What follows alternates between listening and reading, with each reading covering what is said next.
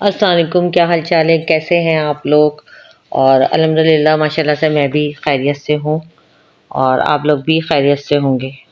बस जी, रमज़ान का महीना बिल्कुल ख़त्म होने की तरफ ही जा रहा है, बिल्कुल तेज़ी से स्पीड में। आप लोग बताएं, आप लोगों के रमज़ान कैसे गुजर रहे हैं?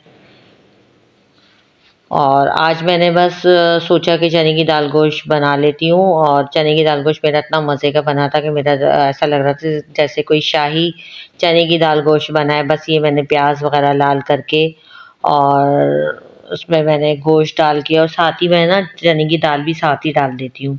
जितनी देर गोश्त गलता है तो साथ गल जाती है। बाज़ लोगों को मैंने देखा है जैसे अलग से वो दाल उबाल के डालते हैं ना, तो मैं अलग से दाल उबाल के नहीं डालती, मैं गोश्त के साथ ही डाल देती हूँ। चाहे चिकन, ज़्यादातर चिकन ही पकती है, गोश्त वगैरह तो इतना पकता नहीं है, तो चिकन में ही मैं साथ ही डाल देती हूँ। और आप लोग सुनाएं, आप लोगों ने अपने बच्चों के कपड़े ले लिया? आपका हो गया? माँ बाप के लिए तो एक रोला ही पड़ा हुआ होता है। मैं तो समझती हूँ कि अभी बच्चों के कपड़े आएंगे, अभी बच्चों की चप्पलें आएंगी। अपना कुछ करें ना करें, उनको सबसे ज़्यादा बच्चों का ही फिक्र रहता है। बच्चों के खाने की फिक्र, बच्चों के कपड़ों की फिक्र, बस बच्चों के पीछे ही माँ बाप ख़त्म हो जाते हैं।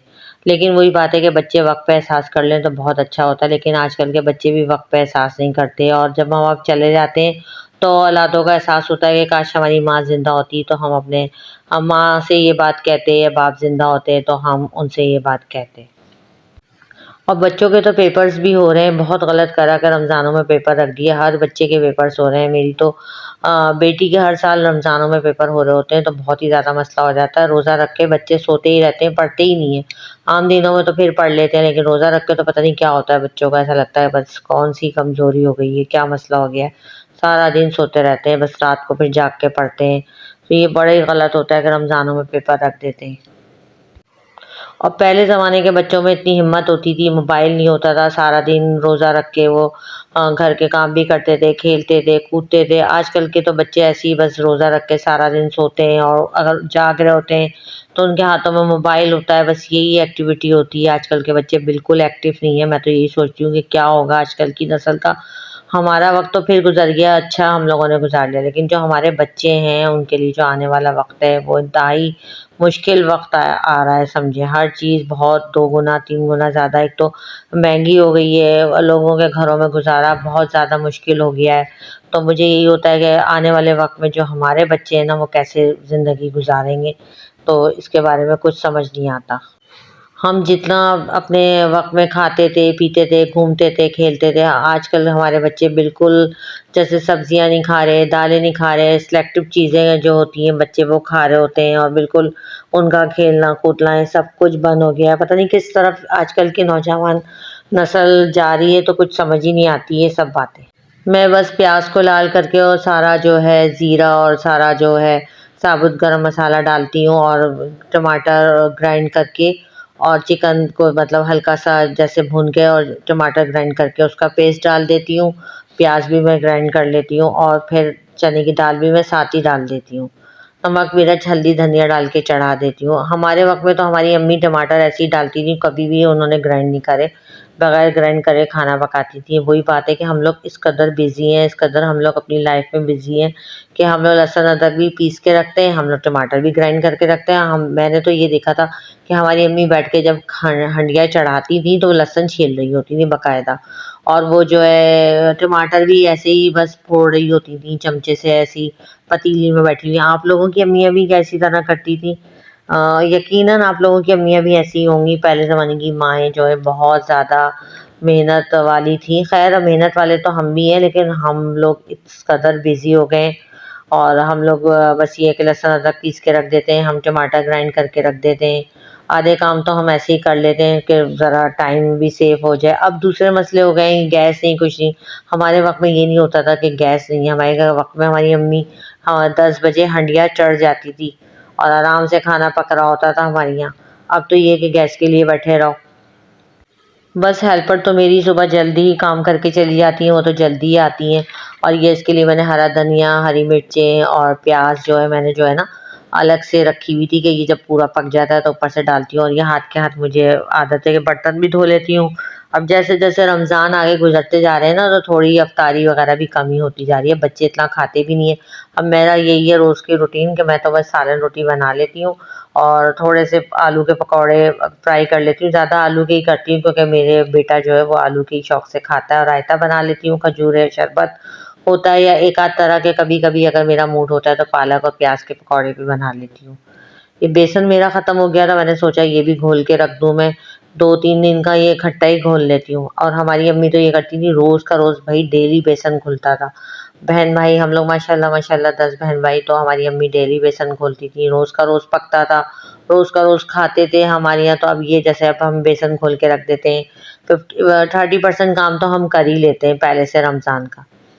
अच्छा, मैं जो ना इसमें साबुत धनिया भी डालती हूँ, गोल वाला, वो मुझे बहुत पसंद है पकौड़ों में ना। हर तरह के पकौड़ों में ना आप थोड़े से साबुत धनिया ऐसे ही दरदरा, कहते हैं ना, दरदरा करके डाल दें, तो इस तरह ये समझे मैं दरदरा करके डाल रही थी। थोड़ा सा मैं चावल का आटा भी डालती हूँ, तो ये बहुत ही मज़े के मेरे पकौड़े बनते हैं। अजवाइन लाजमी मेरे पकौड़ों का हिस्सा होती है, चावल का आटा, थोड़ा सा मैं वो भी डालती हूँ बेकिंग सोडा, ताकि उससे फूले फूले बने। और वही कुटी मिर्च ना, और ये क्या कहते हैं, पिसी मिर्च। अच्छा, बाज़ लोगों को मैंने देखा है वो ना पकौड़ों में हल्दी भी डालते हैं, मैं नहीं डालती हल्दी, मुझे नहीं पसंद। वो वैसे ही येलो होते हैं, आप और हल्दी डालते हैं और येलो येलो हो जाते हैं। तो बस ये इसका बेसन मैंने सोचा घोल के रख दूँ, खाना मैंने चढ़ा दिया था तो बेसन घोल रही थी। तो मैंने सोचा कि आलू वाले पकौड़े बना लूँ, तो बस वो बनाए थे मैंने, और साथ में सैंडविचेस बनाए थे। वो भी मैंने समोसे बनाए थे ना, तो उसका वो मिक्सचर जो अंदर की फिलिंग जो होती है वो बची पड़ी हुई थी, तो मैंने फ्रीज़ कर दी थी। तो फिर वो मैंने ब्रेड मंगा के ना, ब्रेड में वही फिलिंग डाल के और उसमें चिल्ली गार्लिक सॉस ब्रेड पे लगा के ना, और वही फिलिंग डाल के, और मैंने सैंडविच मेकर में मैंने वो बना लिए थे सैंडविचेस गरम गरम। तो बच्चे शौक से खा लेते हैं, थोड़ा पेट भी भर जाता है। और मुझे तो यही होता है कि वेट ज़्यादा ना बढ़े और मैं जो हूँ ये कम ही खाऊँ, मुख्तसर खाऊँ। लेकिन वही बात है कि रमज़ान में ये पकौड़े वगैरह इस थोड़े बहुत खा ही लेती हूँ मैं भी। आप लोग बताएं कि आप लोग किस तरह से रोज़े अफ्तार कर रहे हैं, और आपके यहाँ क्या क्या बनता है, मुझे कमेंट करके ज़रूर बताएं। मेरे व्लॉग्स कैसे लग रहे हैं, और इंशाल्लाह 2-3 मेरे अच्छे अच्छे व्लॉग्स हैं जो मैंने सोचा हुआ है, वो मैं इंशाल्लाह आप लोगों से शेयर करूँगी। वीडियोज़ तो मैंने बना के रखी हुई, लेकिन इतना टाइम नहीं मिल रहा कि मैं उसको शेयर करूँ। और जो लोग मेरे व्लॉग पसंद करते हैं, मुझे लाइक करते हैं, शेयर करते हैं और वेट करते हैं मेरे व्लॉग का, और मुझे सपोर्ट करते हैं, उनका मैं तहे दिल से शुक्रिया करती हूँ कि वो लोग देखते हैं, कमेंट करते हैं, मुझे मेरी हौसला अफजाई करते हैं और मुझसे कुछ सीखते हैं। उनका मेरे तहे दिल से उनका मैं शुक्रिया करती हूँ। अच्छा, मेरी आदत है कि जब भी मैं चिकन का सालन पकाती हूँ ना, मैं 15 से 20 मिनट हद है, मेरा सालन कंप्लीट पक जाता है। ये मैंने जो थोड़ी सी प्याज ऑयल में फ्राई करके रखी थी ना, ये मैंने इसको थोड़ा सा और दोबारा फ्राई करती हूँ। और जब ये फ्राई हो जाती है अलग से ना, मेरा चने की दाल गोश्त तो पक गया है। और रमज़ान में मैंने एक ही दफ़ा पकाया, उस दिन मैंने पकाया तो मेरे मियाँ भी कहने लगे कि हाँ अच्छा बनाया, और ये तो हमारे दिमाग में ही नहीं था, जिसे समझ में भी नहीं आता ना क्या पकाएं, कोरमा बिरयानी ये वो, रमज़ान में यही पक रहा था। तो उस दिन मैंने कहा ज़रा चेंज हो जाएगा, तो मैंने चने की दाल गोश्त जो है ना ये पका लिया। और ये मैं इसमें भुना कुटा ज़ीरा भी डाला था मैंने थोड़ा सा, और मुझे ना गरम मसाला भी बहुत पसंद है पिसा हुआ, मतलब मैंने सारा गरम मसाला साबुत भी डाला था और पिसा हुआ भी डाला था। ये जब प्याज लाल हो जाती है तो मैं साबुत लाल मिर्चें भी इसमें डालती हूँ, और मैं ऊपर से इसका भगाड़ लगा देती हूँ, हरी मिर्चें और हरा धनिया और अदरक। यकीन करें इतना मज़े का पका था, इतना मज़े का पका था कि मेरे हस्बैंड ने तो तारी मतलब पकौड़े वगैरह तो खाए भी नहीं, इसी को खाया मैंने और मेरे हस्बैंड ने रोटी से। और बेस्ट अफ्तारी जो है ना मुझे पसंद है, मैं अपनी मियाँ से कहती हूँ खजूरों शरबत और रोटी सालन, बेस्ट अफ्तारी। लेकिन वही बात है कि बच्चे जब माशाल्लाह माशाल्लाह आपके साथ होते हैं ना, तो माँओं का तो बहुत ही दिल होता है कि वो ये खाता है, वो ये खाती है, वो खाता है। तो बस समझें, अगर मैं जो कुछ भी अफ्तारी बनाती हूँ अब सिर्फ़ और सिर्फ़ मैं अपने बच्चों के लिए और बच्चों की वजह से माशाल्लाह बनाती हूँ। वरना मुझे तो ज़्यादा यही पसंद है कि खजूरें हों, शरबत हो, रोटी सालन बस। जब कोरोना हुआ था ना, तो हम मगरिब के वक़्त खाना खा लेते थे, इतना अच्छा लगता था, हज़म भी हो जाता था, आराम से फिर सो जाओ। अब यहाँ तो ये कि अब मेरे हस्बैंड 10 बजे आते हैं, हम खाना खाते हैं 11 बज जाते हैं। 11 बजे खाना खाओ तो इतना लेट हो जाता है, वो तो सेहत के लिए बिल्कुल ठीक नहीं। ये देखिए मैंने ऊपर से हरा धनिया, हरी मिर्चें, गरम मसाला ये सब डाला, ये बहुत ही मज़े का पका था। ऐसा लग रहा था शाही जो है ना चने की दाल गोश्त है। मैंने इसका नाम रखा शाही चने की दाल गोश्त। ये देखें बहुत मज़े का, ये देखने में जितना अच्छा लग रहा है ना, ये खाने में कई गुना ज़्यादा टेस्टी था। तो बस अब ये मैंने थोड़े से पकौड़े बना लिए थे, सैंडविच बना लिए थे, बच्चों की वजह से मैं 1-2 चीज़ें लाज़मी बना लेती हूँ कि भई कुछ खा लें, वरना वो कुछ भी नहीं खाते, रोटी सालन तो खाते ही नहीं। और इसमें भी ये कि बच्चों ने सिर्फ़ पकौड़े और सैंडविच खाए और शरबत पी के उठ गए थे, और खाना तो किसी ने नहीं खाया, बाद में खाया है खाना। तो इसलिए फिर मैं थोड़ा बहुत बना लेती हूँ। मैं अपने हस्बैंड से ये कहती हूँ कि मैं नहीं बनाऊँ ना तो बच्चे तो कुछ भी ना खाएँ। तो ये मैंने थोड़े-से आलू के पकौड़े बना लिए थे बेसन-वेसन घोल के। अच्छा, मैं ना हरा धनिया और हरी मिर्चें भी ज़रूर डालती हूँ बेसन में जब घोलते हैं, क्योंकि जब ये आलू के पकौड़े फ्राई करो ना, इसपे कहीं-कहीं हरा धनिया लगा होता है और हरी मिर्च भी आती है ना, तो बहुत क्रंची और बहुत बहुत मज़े का टेस्ट आता है। जैसे बेसन में आलू के पकौड़े तल रहे हैं ना आप, तो बेसन में ही काट लें बारीक-बारीक हरा धनिया और हरी मिर्च 1 या 2 मोटी-मोटी। तो ये आलू पे लगे हुए होते हैं ना, ग्रीन-ग्रीन येलो आलू पे जब ग्रीन-ग्रीन हरी मिर्च और हरा धनिया कहीं-कहीं लगा हुआ आता है तो बहुत अच्छा लगता है। खाने में भी अच्छा लगता है और देखने में भी अच्छा लगता है।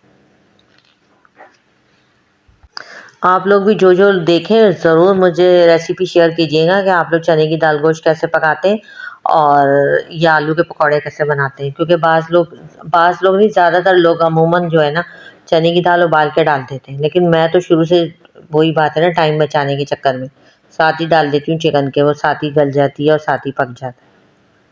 ये देखिए मेरे आलू के पकौड़े बन गए थे और बहुत मेरे मोटे-मोटे फूले-फूले, बिल्कुल मैं पतला-सा बेसन लगाती हूँ।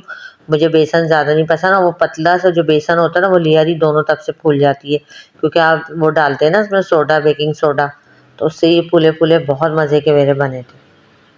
बच्चे शौक से खाते हैं। 1 आलू की बनाती हूँ मैं, ज़्यादा नहीं बनाती, उसमें से भी 2-4 बच ही जाते हैं। बस जी, दूसरा अशरा भी बहुत तेज़ी से समझे भाग गया है, ख़त्म ही होने वाला है। दूसरे अशरे की दुआ भी है, आप लोग भी पढ़ते रहें और मैं भी पढ़ती रहती हूँ। उसके साथ आप जो भी पढ़ सकें, जो कोशिश कर सकते हैं वो करें। आपको पता है इस महीने में इबादतें कितनी अहम होती है और सबको दुआ में शामिल कीजिएगा और स्पेशली ख़ुसूसी तौर पे आप अपनी दुआएँ करें, तो मुझे भी दुआ में ज़रूर शामिल कीजिएगा। और मैं भी आप लोगों को दुआओं में याद रखती हूँ। कि मेरी यूट्यूब फैमिली जिसका जो कोई मसला हो, अल्लाह ताला सबके मसलों को हल करे, सबके माँ-बाप को अपनी औलादों की खुशियाँ दिखाए। आमीन। और स्पेशली जिसके घर में कोई बुज़ुर्ग माँ-बाप या माँ-बाप हैं, तो अल्लाह ताला उनको सेहत, तंदुरुस्ती वाली दराज़ी उम्र की ज़िंदगी दे। और माँ-बाप जो है बहुत बड़ी ब्लेसिंग होते हैं, और ईद हो, कोई खुशी का मौका हो, तो स्पेशली तौर पे अपने माँ-बाप बहुत-बहुत ज़्यादा याद आते हैं। बस जिसके माँ-बाप हैं वो अपने माँ-बाप का बहुत-बहुत ज़्यादा ख़्याल रखें। अच्छा, बेसन में ना सबसे पहले मैं आलू वाले पकौड़े तल लेती हूँ, और जब आलू वाले पकौड़े तल लिए जाते हैं तो उसके बाद जो प्याज़ वाला मिक्सचर मैं बना के रखती हूँ ना, जिसमें मैं प्याज़ भी काटती हूँ लंबी-लंबी, और फ्रेंच फ्राइज़ की तरह आलू भी कटे होते हैं और पालक भी डालती हूँ।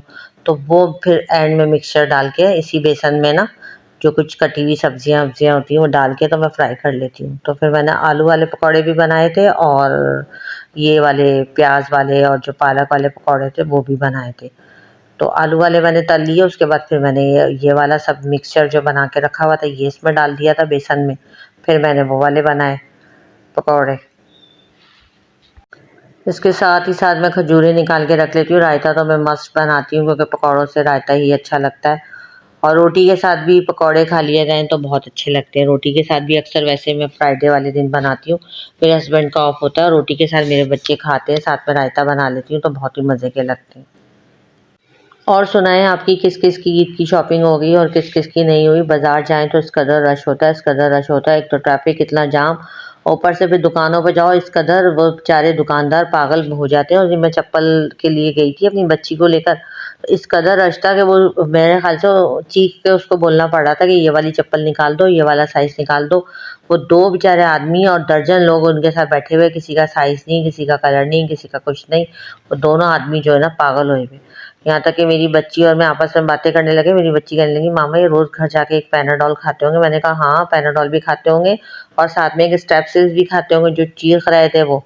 बुरा हाल हुआ हुआ था, यकीन करें। इस वक्त दुकानदार भी बेचारे बहुत लोड पे होते हैं, बहुत ज़्यादा लोड आया हुआ था उनके पास। अल्लाह ताला भई उनके सबके कारोबारों में मैं कहती हूँ बरकत दे। बेचारे रोज़ी पे बैठे हुए हैं, 3-3 4-4 बजे दुकानें बंद करके आते हैं। उनके लिए तो रोज़े और सख्त हो जाते हैं कि वो दुकान पे रोज़ा खोलते हैं और रोज़ा खोलने के बाद ही फ़ौरन रश लग जाता है। अमूमन लोग होता है ना, कहते हैं कि फटाफट हम रोज़ा खोलते ही बाज़ार चले जाते हैं। तो सबसे ज़्यादा बेचारे उन दुकानदारों पे भी बहुत लोड है। और यकीन करें, जब ईद का चाँद नज़र आता है ना और लोग कहते हैं आज ईद ना हो तो कल हो, तो मैं इतनी दुआ करती हूँ, मुझे इतना वो होता है कि आज ईद ना हो, वाक़ई एक दिन बाद हो जाए। क्योंकि जितने लोग बेचारे रोज़ी पे बैठे हैं, मैं कहती हूँ बेचारे बैठे हैं, अल्लाह ताला उनका कोई काम चला दे या उनके कोई काम में बरकत डाल दे। बेचारे रोज़ी पे बैठे हुए, उनको एक दिन और मिल जाता है। लोग आते हैं, खरीदारी कर लेते हैं। तो मेरी तो यही दुआ होती है। लोग कहते हैं चाँद नज़र आ जाए, आज ही ईद हो जाए। लेकिन मुझे होता है कि नहीं, आज ना हो, चाँद आज नज़र ना कल हो जाए, एक दिन और मिल जाए। हम औरतों को भी एक दिन और मिल जाता है, क्योंकि जैसे-जैसे ईद करीब आ रही होती है, इतने-इतने हमारे घर के काम पड़े होते हैं, ख़त्म ही नहीं होके देते। हज़ार-बंद डालने हैं, शलवारों में नए काट के, फिर सबके कपड़े इस्त्री करके रखने हैं, फिर 1-2 खाने बनाने होते हैं ईद के, तो मीठा बनाना होता है, मेहमानदारी होती है। बस इसी में समझे हम लोग तो ख़त्म हो गई हैं, औरतें भी और आदमी बेचारे कमा-कमा के थक गए हैं। और हम औरतें जो है ना, वो घर के काम कर के सारा मैनेज कर के थक गई हैं। और बच्चे जो हैं वो चलें अभी इन इन चीज़ों से आज़ाद है, लेकिन फिर जब उनके सरों पे पड़ती है तो उनको भी अपनी ज़िंदगी में यही सब कुछ करना पड़ेगा। और साथ-साथ देखें, हम ईद की तैयारी कर रहे हैं, माशाल्लाह हम खा रहे हैं, पी रहे हैं, अल्लाह का शुक्र है। लेकिन फ़लस्तीन के लोगों को भी आप ज़रूर याद रखिएगा अपनी दुआओं में, कि वहाँ भी बहुत बहुत बुरा हाल है, बारिश हो रही है, खाने को नहीं है, देखा नहीं जाता। यकीन करें, वहाँ की वीडियोज़, छोटे-छोटे बच्चों का क्या हाल है, कितने बच्चे मर चुके हैं, मतलब बहुत बहुत बुरा हाल है। तो वहाँ के लिए भी हम जो कर सकते हैं हम करें, हम दुआओं में याद रखें। देखिए, मेरा शाही चने की दाल गोश्त तैयार है, ये मेरी इफ्तारी है। आज के लिए तो इतना ही। अपना बहुत ज़्यादा ख्याल रखिएगा। अल्लाह हाफ़िज़।